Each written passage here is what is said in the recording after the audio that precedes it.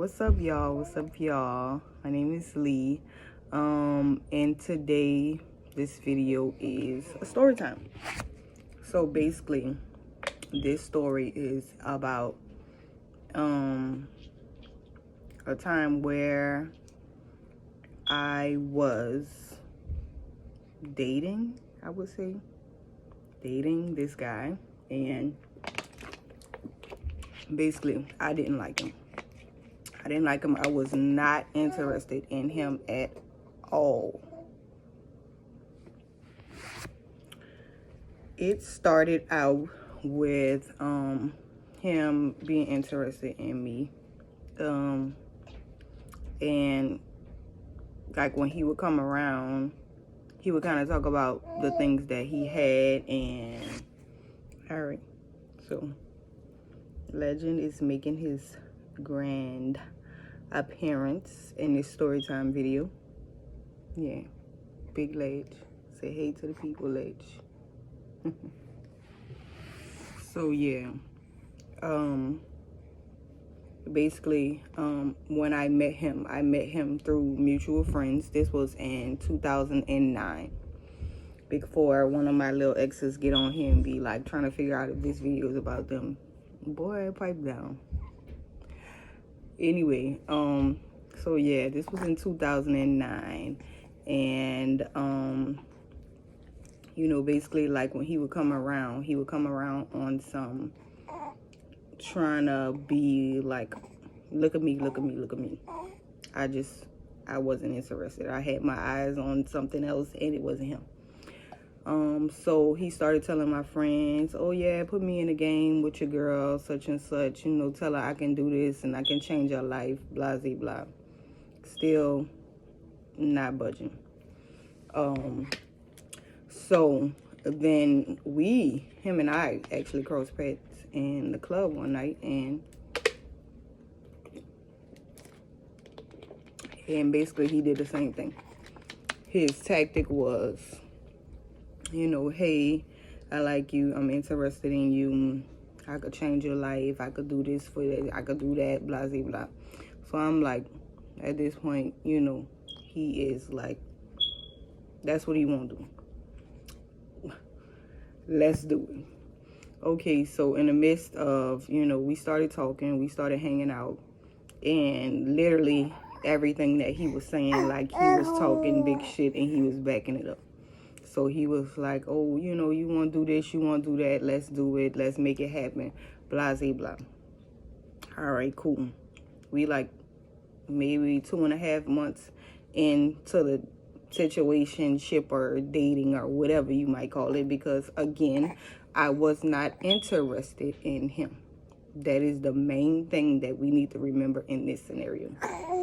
So we like 2.5, maybe 3 months invested. And he started asking me about, you know, doing the do. So I'm like, what you mean? We not doing that.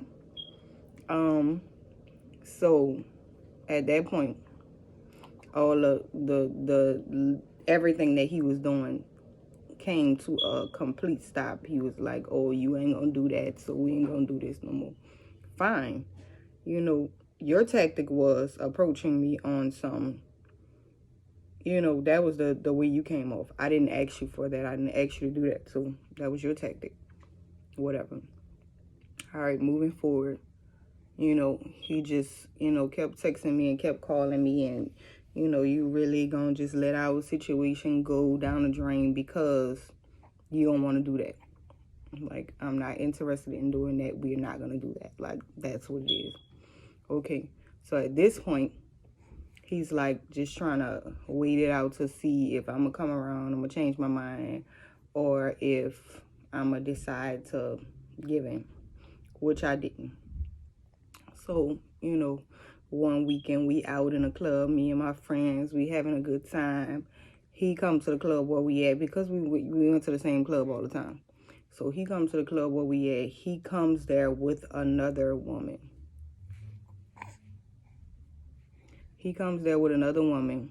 I guess his intention was to make me jealous. So, you know, I saw him with the other woman. I walked past. I laughed because I am not interested. When a person is not interested, there is nothing that you can do to make them be interested when they're just not interested. So you could come there with Beyonce. If I don't want you, I don't want you. He came to the club with a girl with intentions was to make me mad. I laughed. I kept going, enjoying my night. He finally got me like by the bar by myself, and he was like, you know, yeah, you know, because at the end of the day, this what it is. I like her. I'm like, that's nice. Oh yeah, because I told you you was gonna see me feeling good, smelling good, looking good, doing even better.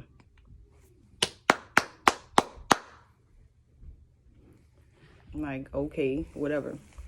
So the night ends, still not fazed by him and his little boo-booski. So he took her home after the club. He took her home. He comes back around the club, and he's just like, yeah, you know, I didn't really want to do you like that, but sometimes you got to show people, you know, this and that. And I'm still like, what part are you not getting? I don't care. I don't care. There's nothing you can do to make me care. Like, it is what it is. I'm very young at this point. I was like 19, 18. So, yeah, 19. There's nothing you can do to make me care if I don't care. So, you know, we left from that place and we went to another place. He must have followed us. He followed us to the other spot. We parked the car to get something to eat because, like, out here in New Orleans, they have these little, well, they used to have, like, people outside the club that sell food. So, you know, we parked the car in the middle of the street. We talking, we getting food. Next thing you know, the back door opens where I'm sitting at. He pulled me out of the car. He pulled me out of the car and he slung me inside of the car that he was in. At this point, I am scared for my life. You hear me? I'm so scared because he's enraged and I'm not sure what's about to happen next. He drives and I'm just crying. I'm like, what are you doing? You know, what's going on? Where you taking me? Blah, blah, blah. I'm crying because I'm scared. I'm scared. I'm scared. He takes me to this hotel, but it's like you know, like one of those hotels where they pick up prostitutes or something, like, and like it was like he knew the people there at the prostitute hotel because like he just, I don't know, I can't say he knew the people, I just would say that he already had this plan. So he drove like straight to the room, like he didn't have to go in and pay for a room, or like he drove straight to a room. And you know, he had the doors locked. So when he got to the room, like he dragged me out of the car, like because I didn't willingly go in the hotel room. Like he dragged me out of the car. I know at this point, like saying this out loud, like sounds so horrible, but it is what it is. I'm still here alive to tell this story. So God is good.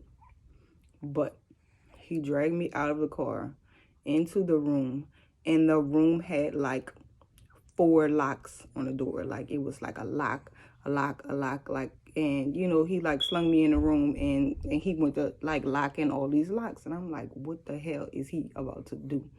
You know, like I was just so scared because I was like, you know, first of all, I've been taking all this money and not giving him no honey. So that's initially what I thought was gonna happen. When we got in the room, you know, he sat on the bed and he wanted to talk. I guess he wanted to talk so I can get comfortable and then we can just move forward with what he wanted to do. But again, if I didn't want to do it before, Like, you taking me and kidnapping me is really not gonna make me do it now. So it's like, you know, so then once he saw that I was hesitant of, you know, about doing it, he got mad. He started punching the walls and, you know, because I did this for you and, you know, blah, blah, blah. So as soon as I was able to, I got up and I ran in the bathroom and I locked the bathroom door. You know, he was kicking the door. He was kicking the door. Like, eventually, he just gave up. He gave up and he left the hotel room, but he left me there. He left me at the hotel room. Like, he just left. So nothing bad actually happened, but he left. I got to a phone. I called my friends. They came and got me. And, you know, I think he went to jail or something like that, because he was a street dude, so I believe he went to jail. I haven't seen him, like, in years, probably since that happened. Like, but the moral of the story is, you know, I just think that, you know, when you're not interested in somebody, that's what it is. You're not interested in them. You know, don't let people entice you by the things they have or the things that they can do for you. If you don't like them, you don't like them. You know, and that's fine. Everybody is not for everybody. That's, you know, that's fine. That's a part of life. Like, everybody not gonna like you, you know. And the fact of the matter is that I made it, like I said, I made it out that situation alive. And everybody is not so lucky. Like, they have girls that, you know, that are kidnapped or, you know, go missing and end up dead, you know, just behind some materialistic stuff or, you know, stuff that's really not worth it. You know, at that time, I only had one son. I have 4 kids now. I have 3 sons and a daughter. You know, and that could have been an end for me. But it wasn't. God saw fit. And I'm here today to give y'all this story time. Like I said, the moral of the story is, if you're not interested in someone, it doesn't matter what they have or what they can provide for you. If you are not interested, just let it go, love. It's not worth it. I learned the hard way. Don't be like me. Be better than me. Again, I was 19. I was young. I was learning. And it is what it is. But I hope that y'all enjoy my story time. I'm alive, y'all, so don't, you know, don't watch this and be like, oh, I'm so sorry that happened to you, or, you know, and also don't be like, oh, why would you do that? You know, it's life. We go through things. We learn as we grow. Learn as we grow. And that's what happened. All right, y'all. See y'all in my next video.